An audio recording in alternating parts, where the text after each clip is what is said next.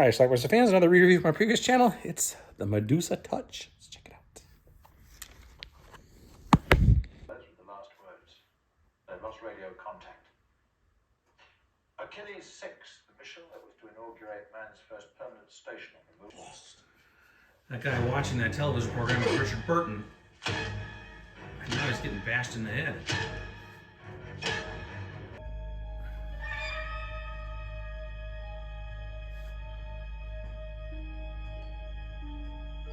These are the police investigating the crime? None that I've seen. Boyfriends? No. My God. They thought he was dead, Call an ambulance quickly. but he's breathing. Left the hospital. We then see the aftermath of an airplane that crashed into a building. This film is loaded with I shouldn't say natural, just a lot of disaster. My secretary explained. Lee Remick, she's a psychiatrist who was working with Richard Burton's character, John Morler. Personal or professional? Oh, purely professional, Inspector. He's a patient. Do you? I have a gift for disaster. It's a flashback. You seem to have survived it. Dear Lucifer, He talks about a nanny he used to hate when he was a kid. as you're burning me. The next day, she took to her bed and died. He had some sort of issue with his parents, and then kind of wished for something to happen to them, and then this car just pushed them right off the cliff. Morler's a writer. What were they about? Evil and power. He had a gift for tying one to the other, but nobody wanted.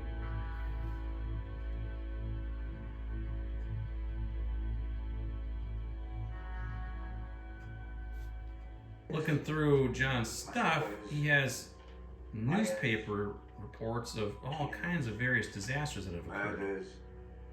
1,149 leaves. More Which number, flashbacks. as you doubtless know, represents the terminating date of the Second Crusade. Yes, sir. Then you will bring those leaves to my study and we will count them. And if I find one leaf more or less, I will thrash you more. I will Burn those leaves.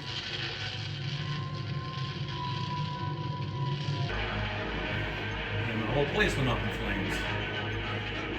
Another disaster. In the apartment next door to John's, a couple was arguing. Take a pill and calm down. Take a pill. Oh, God. You wouldn't care. None of you care. Have a good night and jump. For God's sakes, woman, jump! Guess what? Moments later, she does.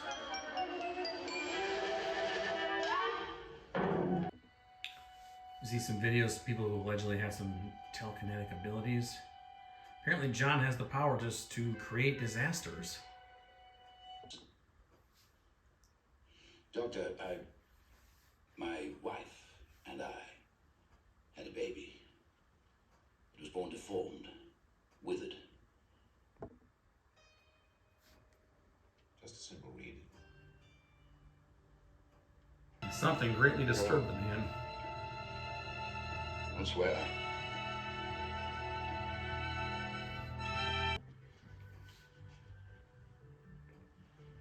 Don't I look ravishing? Ravishing. What's the occasion? A traffic accident? I'm going to the theatre with Edward. You've gone too far.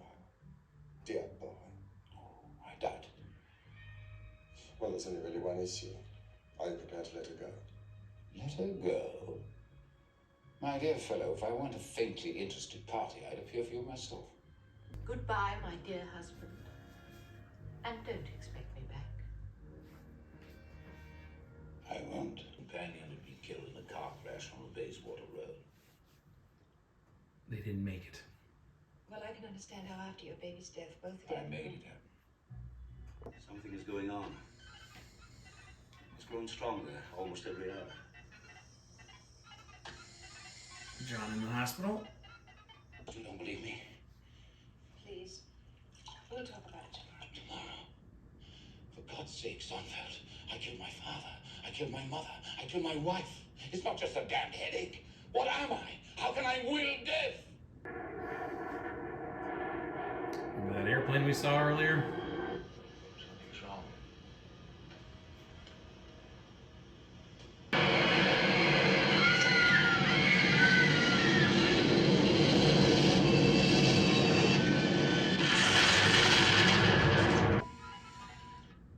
I kill him?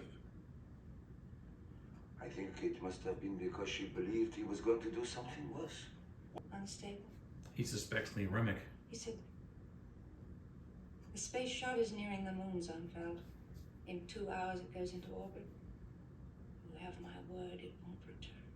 The moment they kneel to pray, I will bring the whole edifice down on their unworthy heads. He was threatening to tear down a church. I knew as long as he lived, there was no way of stopping it.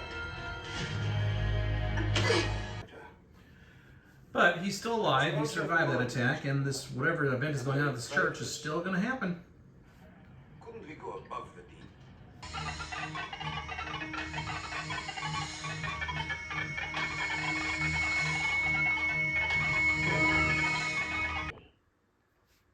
Cut one tube, pull one plug. A dozen ways to end it. But I couldn't. Suicide. Couldn't finish what I had begun.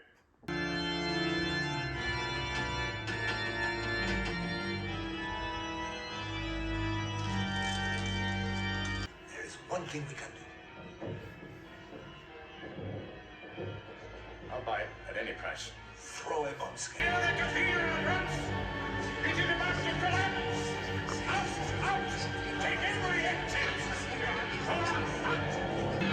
And sure enough, it starts to collapse.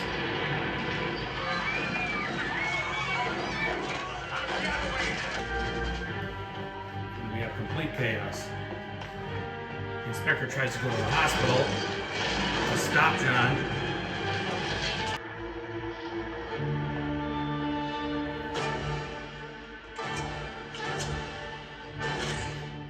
But that doesn't kill him either.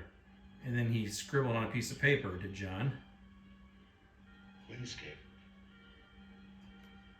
The nuclear plant.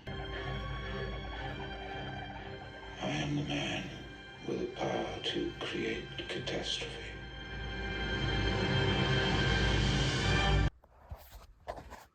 All right, let's talk about the Medusa Touch. I first rented this movie back maybe 1987 or so. I rented it from a place called City News and Video in Manitowoc, Wisconsin, I believe. I think I had the same tape with Spasms. I think I also reviewed that film. Maybe one of the Beatles movies, like A Hard Day's Night. But anyway, the movie itself, I think this is probably the second time I've seen it. I reviewed it on my previous channel. That was the first time. This is the second time.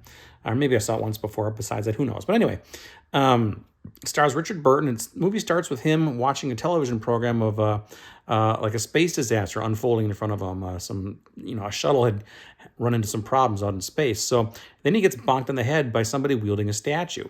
The police come to investigate. They find the body, but it turns out he's not dead. He was still alive.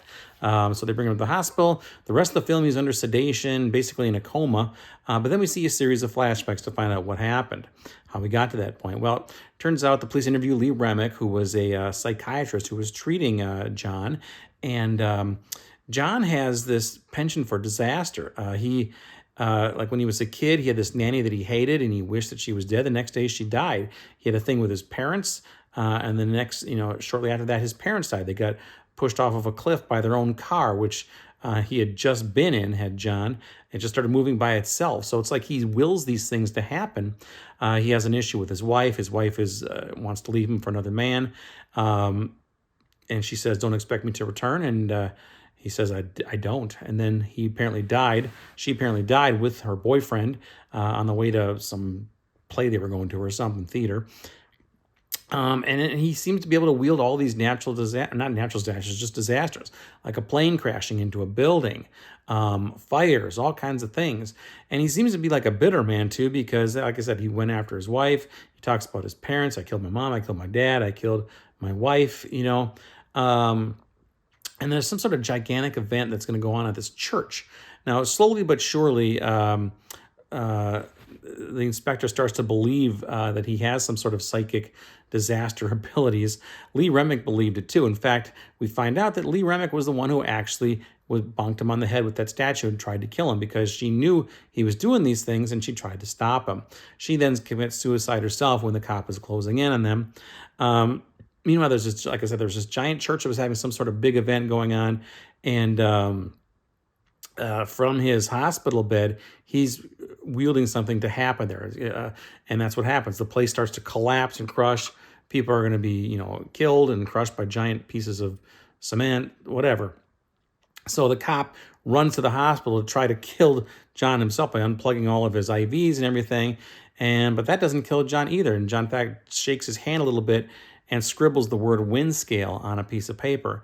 And then the doctor says, that's the nuclear plant. So what does John have planned? I don't know, but that's going to be a big one. And that's how our movie ends. So anyway, this bitter man, John Morlar, is basically making all these disasters take place and killing thousands, perhaps millions, once this nuclear plant blows up too. I don't know, but anyway, that's the film.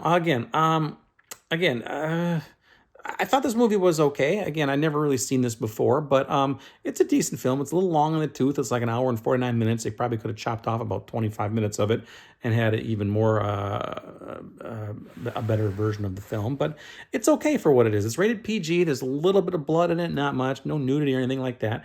It's just a strange little film that Richard Burton made in the 70s, I believe. So, but yeah.